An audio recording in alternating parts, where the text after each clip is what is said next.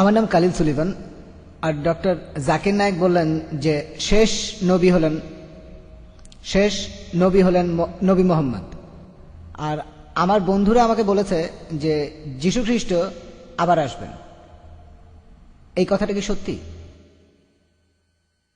ভাই, আপনি প্রশ্ন করলেন যে মোহাম্মদ সাল্লাল্লাহু আলাইহি সাল্লাম হলেন শেষ নবী, শেষ রাসূল, কিন্তু তার বন্ধু যীশু খ্রিস্ট আবার পৃথিবীতে আসবেন। এই কথাটা বাইবেলে বলা আছে, যীশু খ্রিস্ট আবার পৃথিবীতে আসবেন। কোরআনের বেশ কিছু আয়াতে এই কথা বলা হয়েছে, যেমন সূরা মাইদার 116 নম্বর আয়াতে বলা হয়েছে।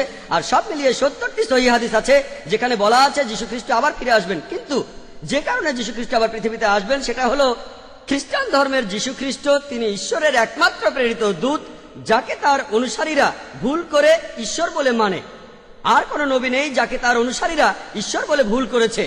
কিন্তু খ্রিস্টানরা তাদের বেশিরভাগই তারা ভুল করে মনে করে যে যীশু খ্রিস্ট নিজেকে ঈশ্বর দাবি করেছেন, আর এই কারণে আল্লাহ সুবহানাহু ওয়া তাআলা তাকে আবার জীবিত করবেন।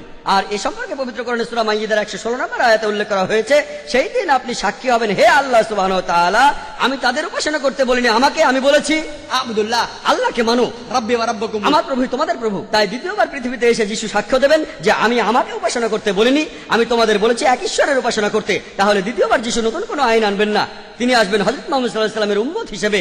তিনিও এই আইন মেনে চলবেন, কোরআনের আইন আর সহিহ হাদিস। তিনি আমাদের নতুন কিছু শেখাবেন না। তিনি পৃথিবীতে এসে সাক্ষ্য দেবেন খ্রিস্টানদের সামনে, আমি নিজেকে ঈশ্বর দাবি করিনি, এখন তোমরা কোরআন আর সহিহ হাদিস মেনে চলবে।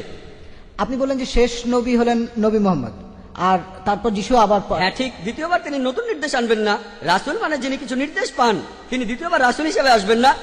তিনি খ্রিস্টানদের সামনে সাক্ষ্য দিতে আসবেন, আমি নিজেকে ঈশ্বর দাবি করিনি। তিনি নতুন নির্দেশ পাবেন না। আগে তিনি নির্দেশ পেয়েছিলেন ইনজিলে, সেটা 2000 বছর আগের কথা, যেটা বিকৃত হয়ে গেছে। তারপর মুহাম্মদ সাল্লাল্লাহু আলাইহি ওয়াসাল্লাম আসলেন। তাই যখন যীশু খ্রিস্ট এই পৃথিবীতে আবার ফিরে আসবেন, তিনি কোরআনের এই নির্দেশই মেনে চলবেন আর মুহাম্মদ সাল্লাল্লাহু আলাইহি ওয়াসাল্লামের উম্মত হবেন। তাহলে রাসূল হিসেবে, ঈশ্বরের দূত হিসেবে সর্বশেষ হলেন নবী মুহাম্মদ সাল্লাল্লাহু আলাইহি ওয়াসাল্লাম। আশা করি উত্তরটা পেয়েছেন।